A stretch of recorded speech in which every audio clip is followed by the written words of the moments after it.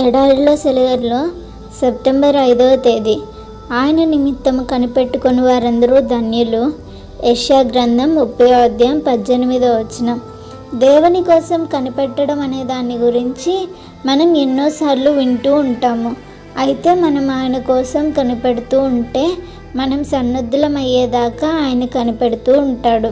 కొందరు అంటూ ఉంటారు, చాలామంది నమ్ముతుంటారు కూడా, ఏమిటంటే మనం అన్ని విధాలుగా సిద్ధపడిన వెంటనే దేవుడు మన ప్రార్థనలకు జవాబు ఇస్తాడు అని. దేవుడు వర్తమానానికే దేవుడు అంటారు వాళ్ళు. ఆయనలో భూతకాలానికి కానీ భవిష్యత్ కాలానికి కానీ చోటు లేదంటారు. ఆయన చిత్తానికి లోబడడంలో అన్ని నిబంధనలను మనం పూర్తి చేయగలిగితే వెంటనే మన అవసరాలను ఆయన తీరుస్తాడు అంటారు. ప్రార్థనకు జవాబు దొరుకుతుంది అని వారంటారు. ఈ నమ్మకంలో చాలా వరకు నిజం ఉంది. అయితే ఇది నిజాన్ని ఒకే కోణంలో పరిశీలించినట్టుగా ఉంది.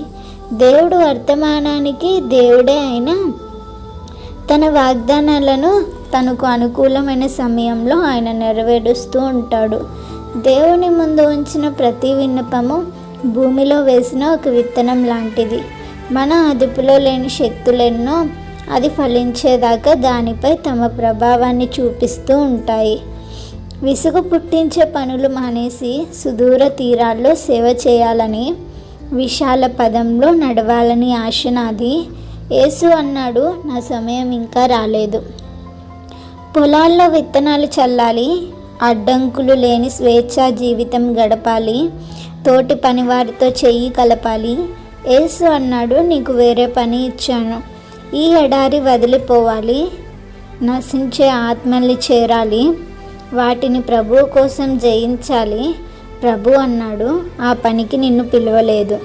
నా రాజు కోసం యుద్ధం చేయాలి, శ్రమల్లోనే ఆయన నామాన్ని ఎత్తిపట్టాలి.